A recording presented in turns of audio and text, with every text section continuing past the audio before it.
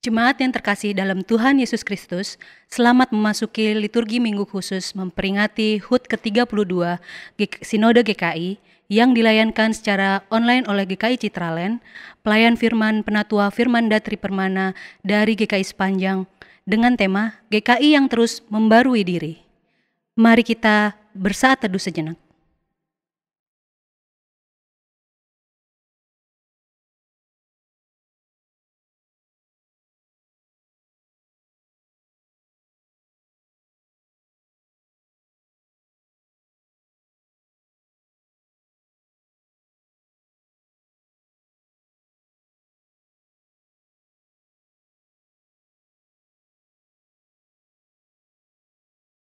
Masuklah melalui pintu gerbangnya dengan nyanyian syukur, di dalam pelatarannya dengan puji-pujian.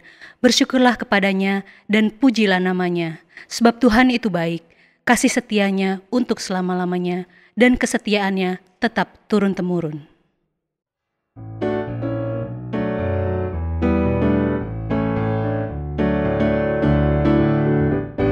Kita masuk rumahnya, berkumpul menyembah kepadanya.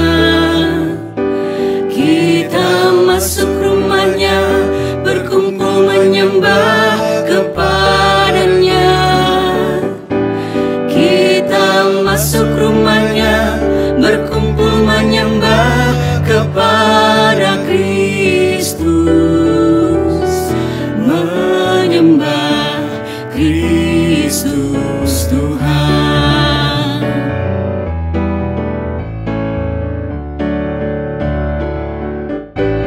Lupakanlah dirimu, arahkan hatimu kepadanya.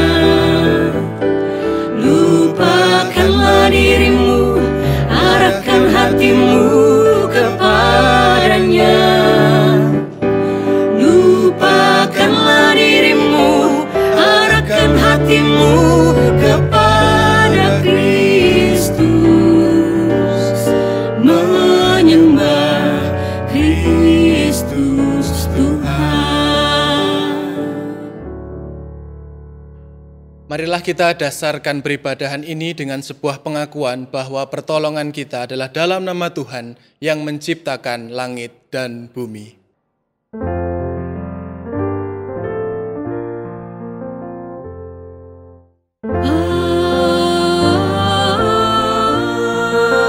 Amin, amin,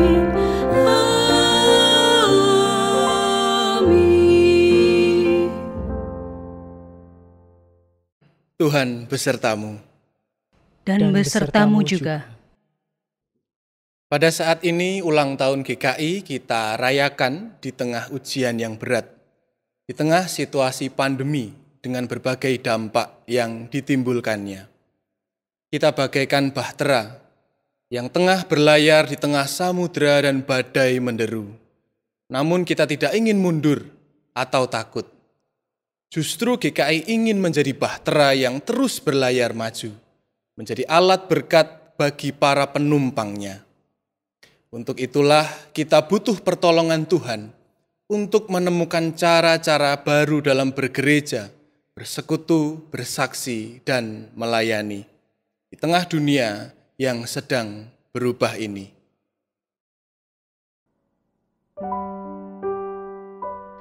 Gereja berlayar dalam lautan perubahan yang terus bergerak dan dinamis. Semangat, kesungguhan, ketulusan, kerja keras adalah kekuatan dari dalam yang perlu terus dibangun. Begitu juga kemampuan, kecakapan, dan kepekaan untuk membaca arah mata angin perubahan perlu terus diasah agar gereja yang Tuhan percayakan kepada umatnya dapat terus bergerak menuju pelabuhan tujuan.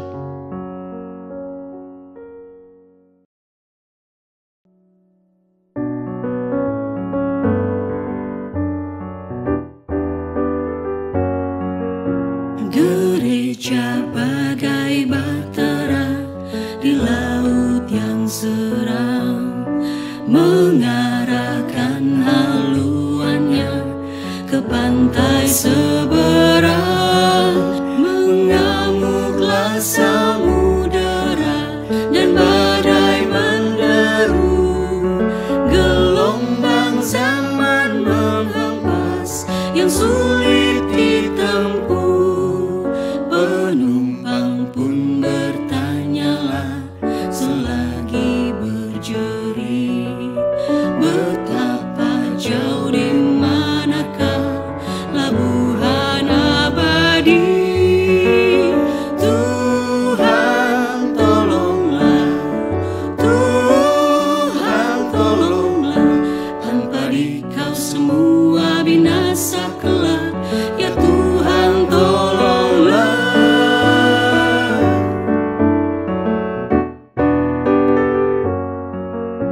Gereja bagai batara, diatur awaknya.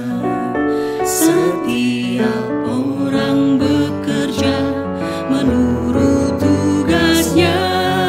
Semua satu padulah setia bertekun demi tujuan tunggalnya yang harus ditempuh. Roh Allah yang menyatukan, membina, membentuk di dalam kasih dan iman dan harap yang teguh. Tuhan tolonglah, Tuhan tolonglah, tanpa Dikau semua binasa kelak. Ya Tuhan tolonglah.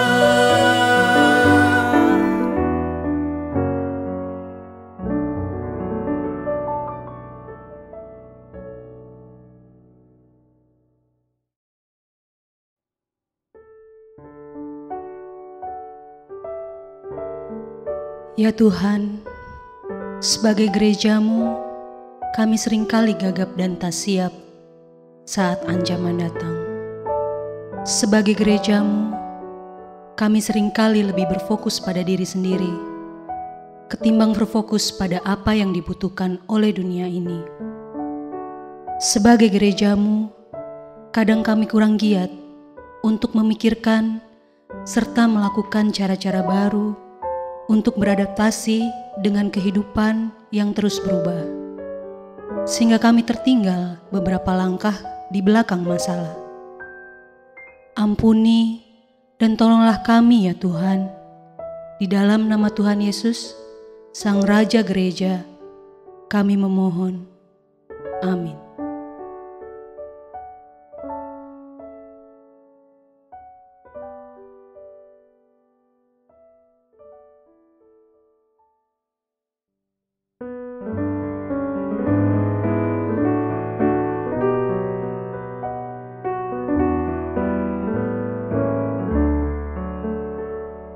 Hidup yang jujur hendak ku serah pada Yesusku yang aku sembah. Persekutuan mesra dan kudus ingin ku ikat dengan penebus. Ya Yesus, Kau kurbankan darah-Mu bagiku. Ku beri masa depanku dan hidup bagi-Mu. Hatiku ku serahkan menjadi tata-Mu. Ku minta kuasailah seluruh hidupku.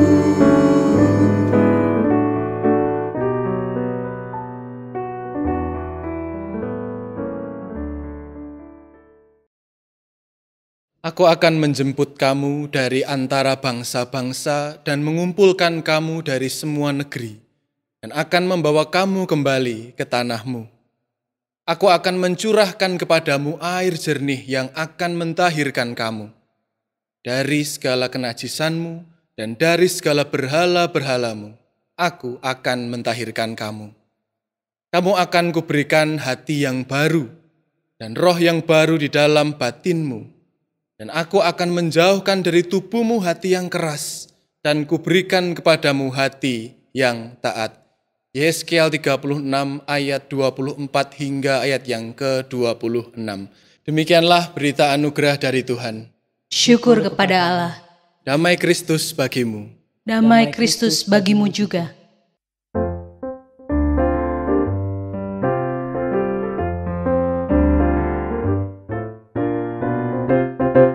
Ku diberikan kidung baru oleh Yesus Tuhanku, irama lagu paling mulia, kidung kasih yang merdu.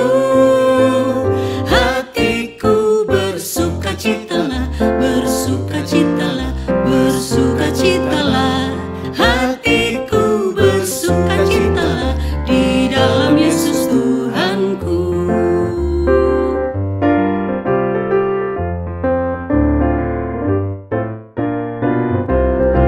Ku mengasihi Tuhan Yesus yang tersalib bagiku. Segala dosaku dihapusnya, hingga baru kidungku. Hatiku bersukacitalah, bersukacitalah, bersukacitalah. Hatiku bersukacitalah di dalam Yesus Tuhanku.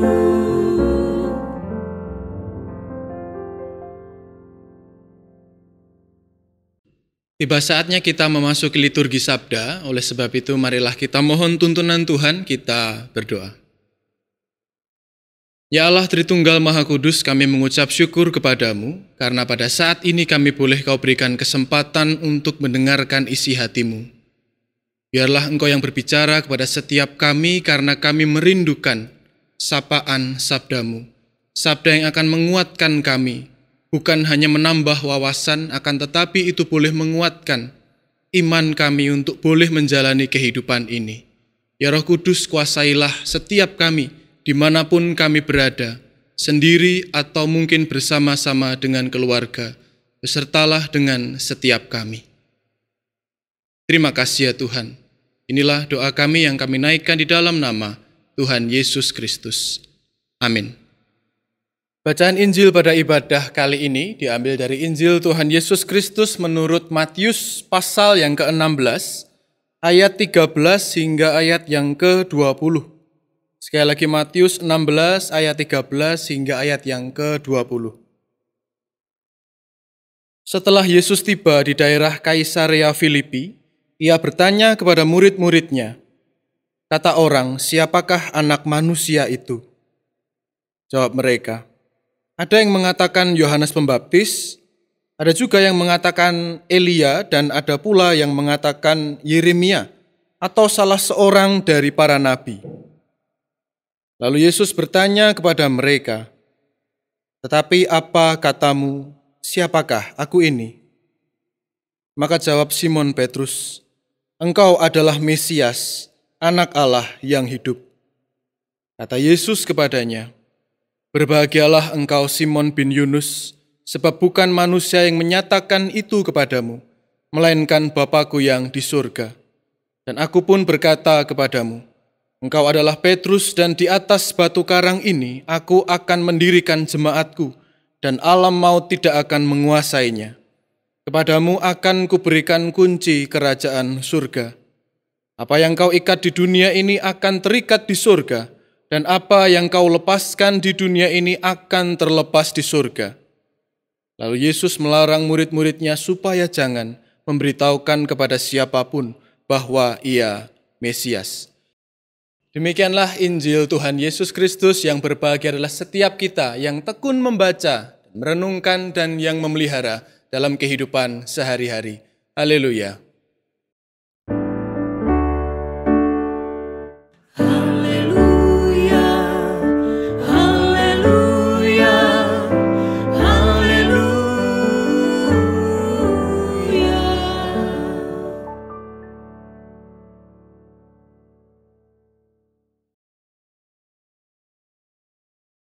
Shalom Ibu Bapak, Saudara yang terkasih dalam Tuhan Yesus Kristus. Bagaimana kabarnya jemaat semuanya, jemaat GKI Citraland? Ya, puji Tuhan, dalam segenap kondisi kita, dalam segala peristiwa yang sedang kita alami, tentulah kita tetap patut mengucap syukur kepada Tuhan atas segala pemeliharaannya dalam kehidupan kita. Pun ketika kita masih beribadah secara online dari rumah masing-masing ataupun dari manapun kita berada sekarang, tetapi patutlah kita tetap mengucap syukur karena pelayanan ini pun tetap boleh kita lakukan. Peribadahan ini boleh kita gelar dan kita tetap bisa bersama-sama memuji nama Tuhan, dan pada saat ini kita akan mendengarkan firman-Nya. Yesus melanjutkan perjalanannya bersama dengan para murid. Dia sampai di sebuah wilayah yang bernama Kaisarea Filipi, itu tepatnya di perbatasan Yerusalem, jadi sudah keluar dari wilayah Yerusalem. Yesus bercakap, bertanya, dan para muridnya menjawab, dan kita akan merenungkan bagaimana pertanyaan Yesus dan tentunya jawaban muridnya. Marilah kita perhatikan. Yesus pertama bertanya demikian. Yesus bertanya kepada murid-muridnya. Kata orang, siapakah anak manusia itu? Kemudian murid Tuhan Yesus menjawab, jawab mereka, ada yang mengatakan Yohanes Pembaptis, ada yang mengatakan Elia, Yeremia, atau salah seorang dari nabi. Oke, Yesus bisa tampil seperti Yohanes Pembaptis juga yang membawa pembaruan. Dia bisa sangat nyentrik seperti Elia dan seperti nabi-nabi yang lain.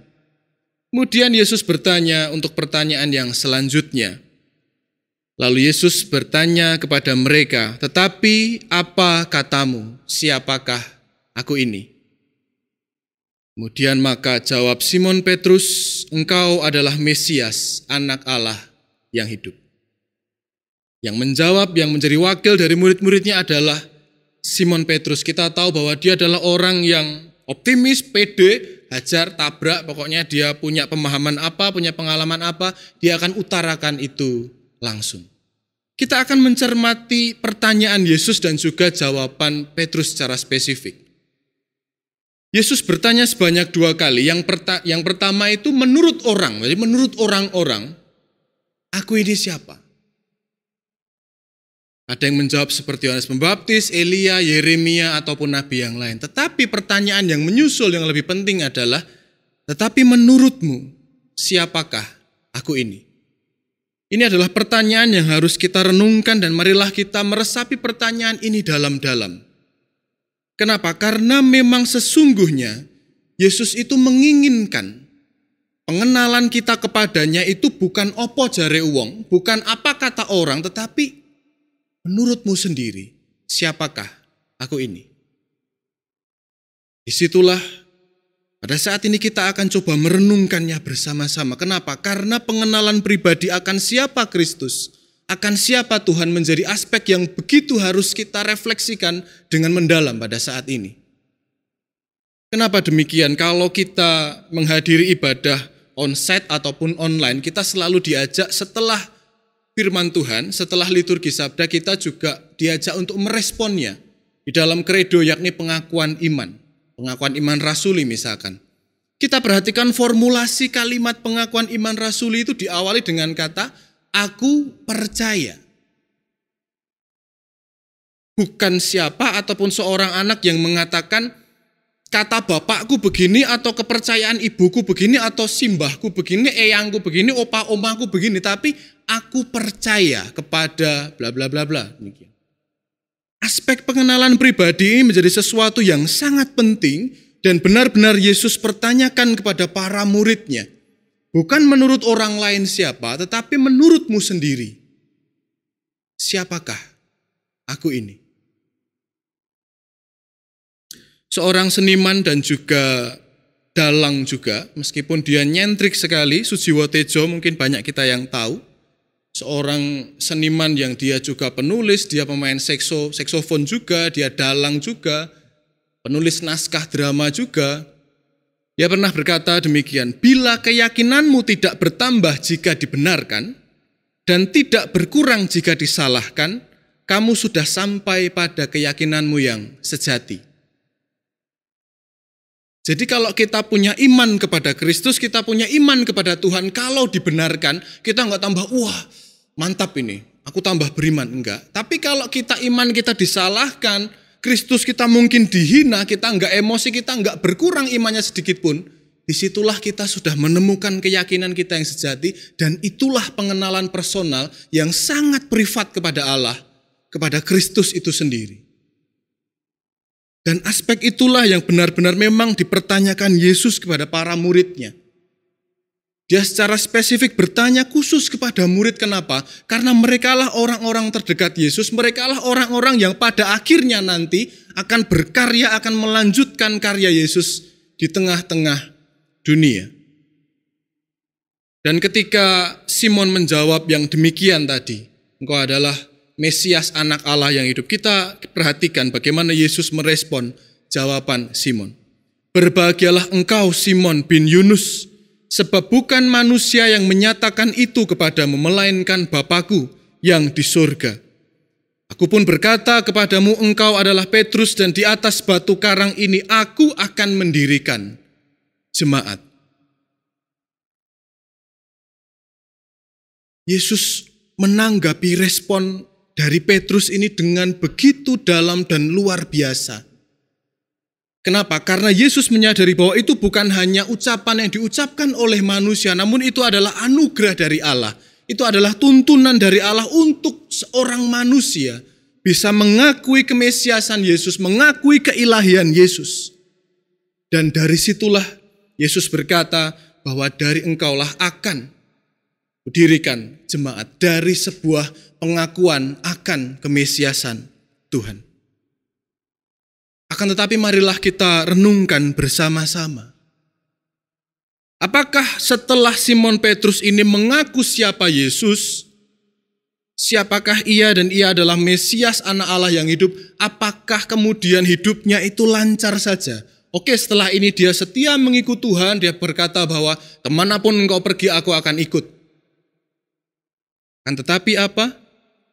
Di saat-saat paling kritis yang dialami oleh Yesus, kita ingat sebelum ayam berkokok, Simon Petruslah murid yang akhirnya mengkhianati Yesus sebanyak 3 kali. Ada sebuah kejatuhan yang dialami setelah pengakuan itu, akan tetapi Simon Petrus tidak berhenti di sana. Dia kembali bangkit karena Yesus menjumpainya. Ada percakapan di tepi danau, ya, kita mengingat, apakah engkau mengasihi aku, hai Simon Petrus? Lalu jawaban Yesus, gembalakanlah domba-dombaku. Perjalanan tadinya dia optimis sekali mengaku Yesus sebagai Mesias anak Allah yang hidup, dia kemudian jatuh dalam pengkhianatannya, dalam masa paling kritis yang dialami oleh Yesus. Lalu kemudian dia kembali merangkak naik, lalu apa? Dia menjadi seorang murid yang berkarya begitu luar biasa. Hingga akhirnya kita mengingat dalam Kisah Para Rasul 2, ketika dia berkhotbah di awal, dia mampu membuat orang-orang, dia dimampukan oleh Allah, membuat orang-orang pada saat itu bertobat dan memberi diri dibaptis sebanyak berapa? 3.000 jiwa kira-kira pada saat itu. Dia dipakai dengan begitu luar biasa oleh Allah, dia dipakai dengan begitu luar biasa, dan itu diawali dari sebuah pengakuan yang sangat personal, yang sangat privat. Ya Tuhan, ya Yesus, engkau adalah Mesias, anak Allah yang hidup. Pengakuan Simon Petrus ini, pengakuan akan siapa Yesus yang benar-benar lahir dari hati, bukan hanya sekedar pemahaman, bukan hanya sekedar opo jare uang ataupun siapapun, tetapi dari hati yang sungguh-sungguh. Mengakui siapa Tuhan Yesus itu menjadi pondasi iman dan menjadi modal awal untuk berkarya di tengah-tengah dunia. Kita tahu bahwa tradisi GKI itu punya tradisi yang dinamakan katekisasi yang boleh diikuti ketika seorang remaja sudah menginjak usia 15 tahun. Lalu kemudian ketika sudah dilakukan percakapan, sudah mengikuti kelas kira-kira 6-9 bulan, kemudian mengikuti percakapan, setelah itu akan sama-sama disaksikan oleh jemaat Tuhan di hadapan Allah sendiri, melakukan sesuatu yang dinamakan sidi ataupun pengakuan iman secara dewasa. Untuk apa? Untuk mendaku imannya secara personal, yang bukan kata bapakku atau kata ibuku, tapi secara pribadi aku mau mengaku, dan disitulah diharapkan ada sebuah pondasi awal yang dibangun untuk membangun iman seseorang untuk berkarya, untuk melanjutkan kehidupannya. Membangun pondasi yang demikian penting. Oleh sebab itu, saya mengajak setiap kita pada saat ini untuk bukan hanya mencermati firman Tuhan pada saat ini, bukan hanya sekedar menambah wawasan akademis saja, ataupun menambah ilmu ataupun hafalan-hafalan. Marilah kita tidak berarah kepada ke sana, tidak memfokuskan ke sana. Saya mengajak kita pada saat ini untuk marilah kita menaruh tangan kanan kita di dada sebelah kiri. Karena di situ letaknya jantung kita. Kita coba rasakan degup jantungnya. Lalu marilah kita pejamkan mata kita. Sambil merasakan degup jantung yang kita miliki. Kita bertanya pada diri kita masing-masing. Siapakah Yesus bagi kita secara pribadi? Ya Yesus, bagiku Engkau adalah. Ya Yesus, bagiku Engkau adalah. Marilah kita hening sejenak. Kita mengambil waktu teduh sejenak. Untuk mengaku secara pribadi. Bukan kata orang lain. Tapi siapa menurutmu Yesus itu? Mari kita mulai.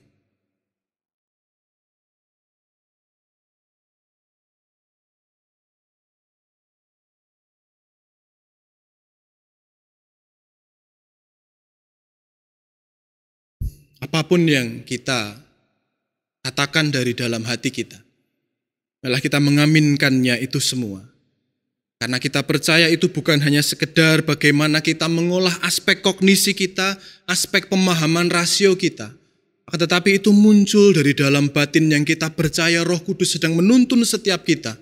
Untuk memampukan kita mengaku bahwa Yesuslah Tuhan, Yesuslah Mesias, Anak Allah yang hidup. Saya mengajak kita untuk mencermati satu bagian firman Tuhan, masih dalam perikop yang sama.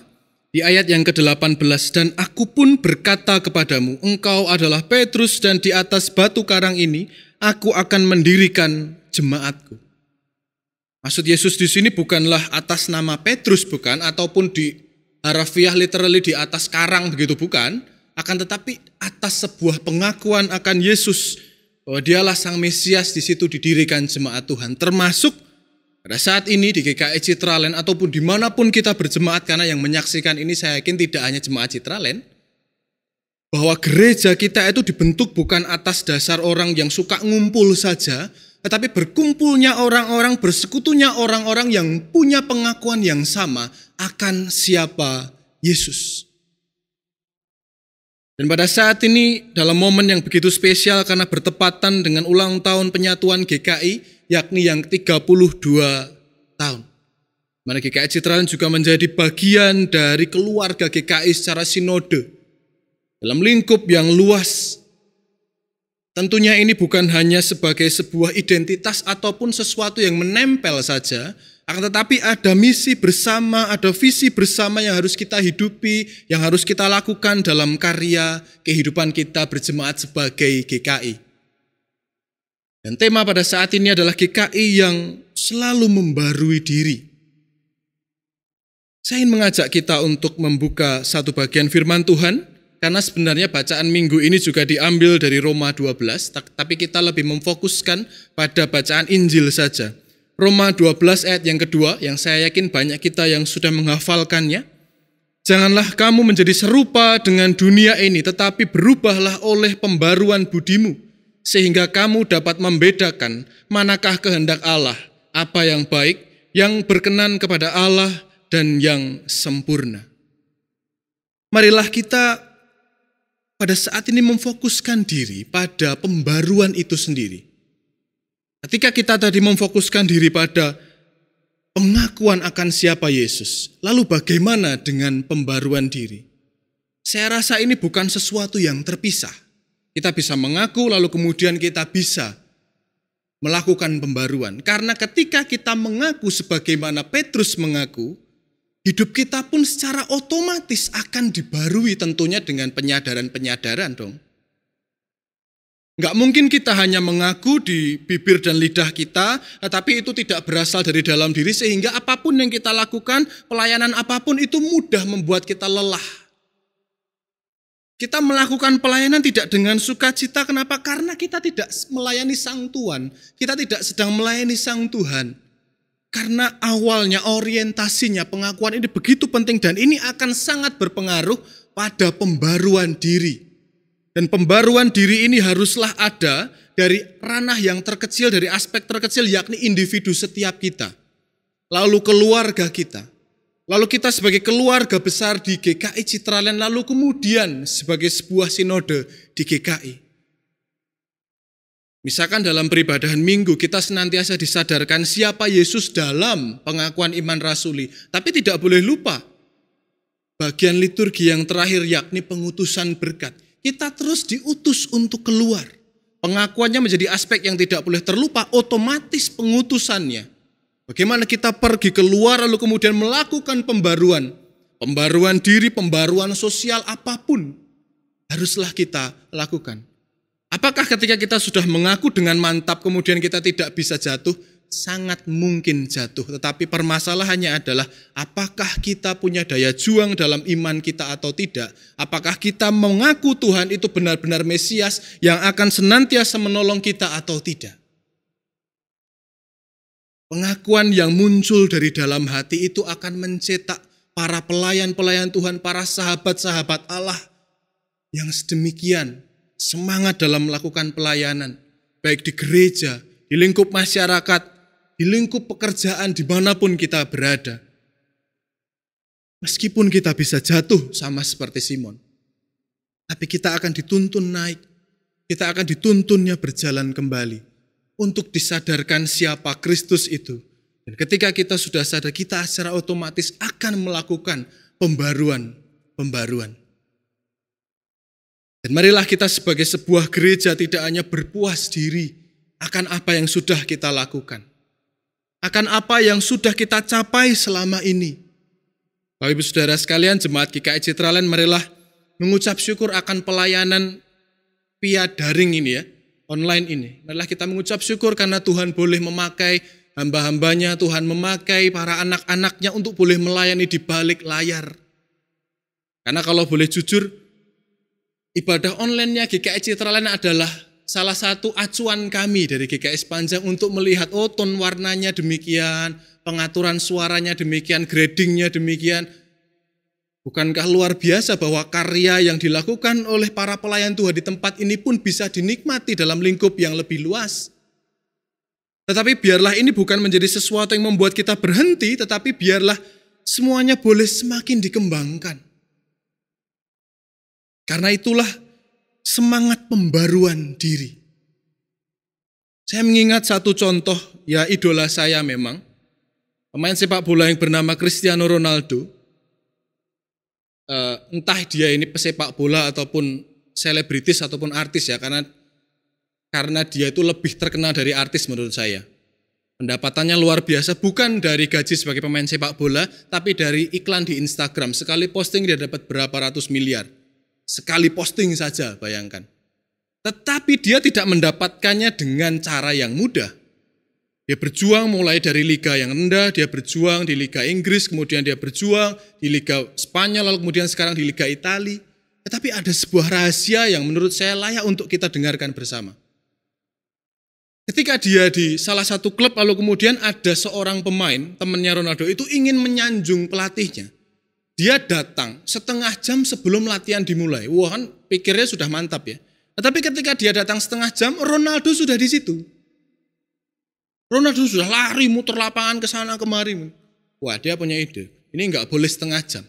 Aku harus mengalahkan Ronaldo 1 jam sebelum pertandingan aku harus datang. Dia datang 1 jam sebelum latihan itu dimulai. Tetapi Ronaldo sudah di situ. Tambah setengah jam lagi, 1,5 jam sampai 2 jam Ronaldo sudah di sana. Karena apa? Kebiasaan Ronaldo 3-4 jam sebelum latihan dimulai, dia melakukan latihan secara mandiri. Dia tidak pernah berpuas diri dengan segala pencapaian, termasuk kita sebagai sebuah gereja, individu, keluarga, ataupun sinode. Biarkanlah apa yang kita lakukan itu menjadi persembahan yang hidup, akan tetapi Jangan membuat kita berhenti. Karena panggilan kita adalah mengaku Yesus dan juga terus membarui diri. Sekali lagi, meskipun kita sangat punya kemungkinan untuk mengalami kejatuhan, tetapi biarkanlah itu tidak menghentikan langkah kita untuk melakukan pembaruan-pembaruan, karena kita punya modal yang sama. Modal Bapak, Ibu, Saudara, dan saya itu sama. Modalnya adalah mengaku Yesus bahwa dialah Mesias, anak Allah yang hidup. Selamat ulang tahun GKI yang ke-32. Selamat terus berproses dalam mengaku Tuhan, mengaku siapa Yesus, dan terus membarui diri dalam segala karya sebagai mitra Allah di tengah-tengah dunia. Selamat melanjutkan karya. Tuhan memberkati. Amin. Marilah kita mengambil saat hening sejenak.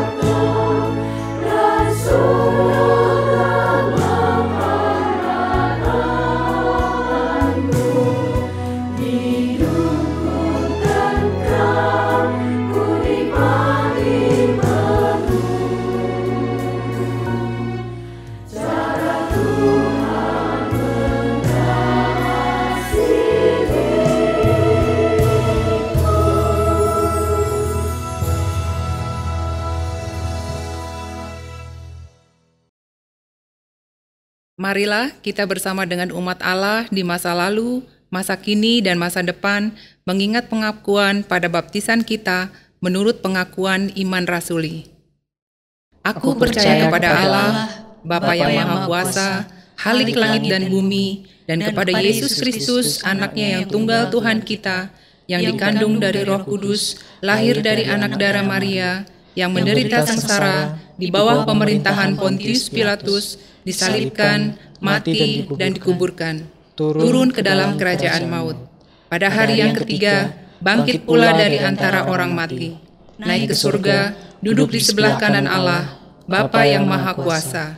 Dan dari sana, Ia akan datang untuk menghakimi orang yang hidup dan yang mati. Aku percaya kepada Roh Kudus, gereja yang kudus dan am, persekutuan orang kudus, pengampunan dosa, kebangkitan orang mati, dan hidup yang kekal. Marilah kita bersama-sama menaikkan syafaat kita. Ya Tuhan Yesus Kristus, kami mengucap syukur kepadamu. Ketika firman boleh Kau berikan kepada setiap kami untuk boleh mengingatkan kami tentang bagaimana kami sebagai pribadi, keluarga, ataupun gereja harus senantiasa membarui diri dalam semangat untuk terus membagikan cinta bagi dunia. Terima kasih jikalau Kau terlebih dulu mencintai kami. Itulah kekuatan kami, itulah inspirasi kami satu-satunya untuk kami boleh bersama-sama bergandengan tangan sebagai gereja-gereja Tuhan di Indonesia untuk boleh menebar kasih. Terima kasih ya Tuhan untuk 32 tahun GKI yang sudah boleh berkomitmen bersatu untuk boleh bersaksi melayani dan juga bersekutu tengah-tengah konteks Indonesia ini pun dunia. Biarkanlah Tuhan memberkati kami sebagai gereja untuk boleh melakukan pekerjaan-pekerjaan yang baik, yang tentunya itu semua telah Engkau berikan, Engkau mandatkan bagi setiap kami.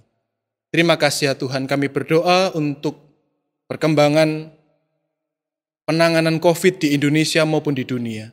Biarkanlah Tuhan terus menolong setiap orang-orang yang memang pada bidangnya boleh bekerja dengan hati, bekerja dengan baik untuk melakukan kebaikan bagi keseluruhan ciptaan ini. Terima kasih ya Tuhan, terima kasih. Inilah doa kami ya Tuhan yang kami naikkan di dalam satu nama, Tuhan kami, Yesus Kristus. Amin.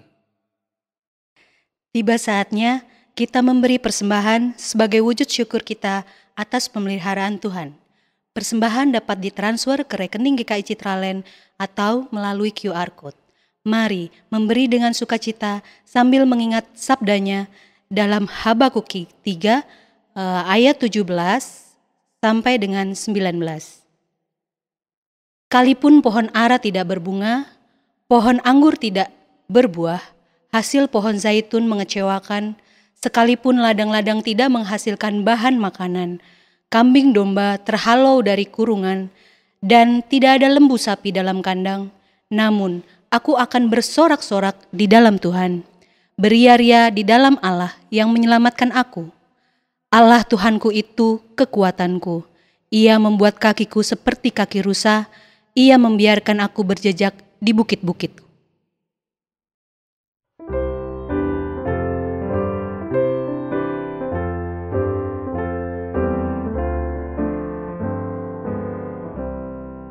Mari puji Raja surga, persembahan bawalah, ditebusnya jiwa raga, maka puji namanya. Puji Dia, puji Dia, puji Raja semesta.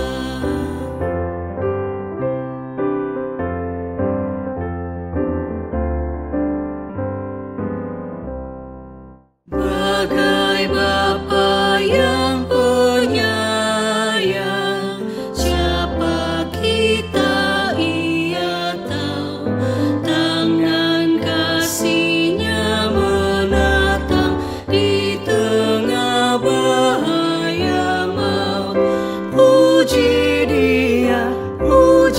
Dia, kasih-Nya seluas laut. Kami menghadap Tuhan, membawa persembahan kami, terlebih diri dan hati kami. Kami persembahkan kepadamu sebagai ungkapan syukur atas pemeliharaan-Mu di dalam kehidupan kami. Hanya di dalam Kristus kami berdoa. Amin.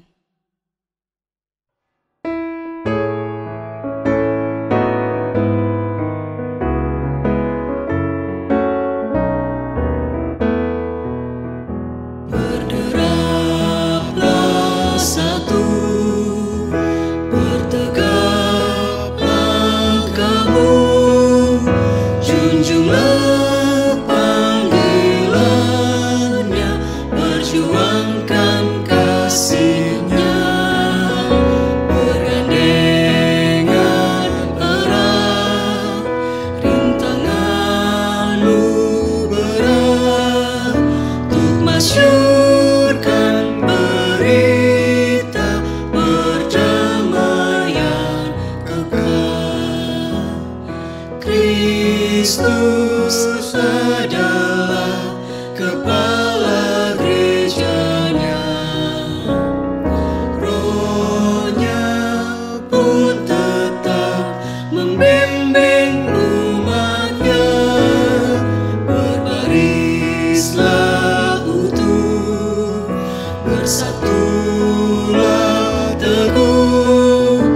hai seluruh gereja Kristen Indonesia.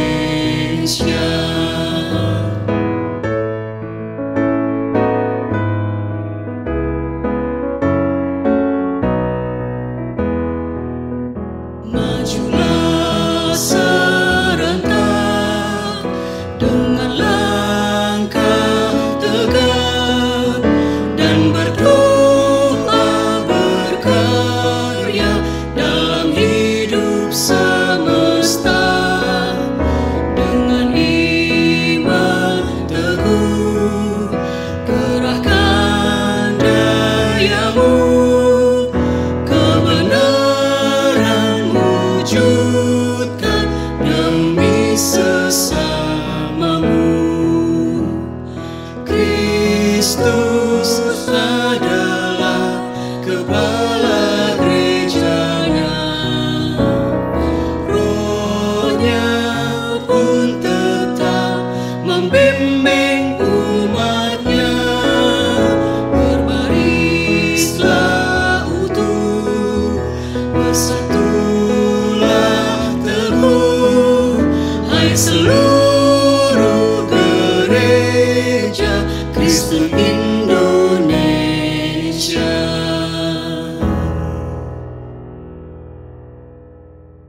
Selalu membarui diri, itulah cara kita sebagai gereja Tuhan untuk tetap relevan menjawab panggilan kita di dunia. Untuk terus memberi arti, kita perlu beradaptasi dengan situasi dan bersinergi dengan segenap potensi. Tidak ada perubahan yang murah, tidak ada pencapaian yang diperoleh dengan mudah. Ya Roh Kudus, tolonglah kami dalam mewujudkan seluruh tekad kami. Marilah bersama-sama kita menerima berkat dari Tuhan. Tuhan memberkati kita dan melindungi kita. Tuhan menyinari kita dengan wajah-Nya dan memberi kasih karunia. Tuhan menghadapkan wajah-Nya kepada kita dan memberi damai sejahtera.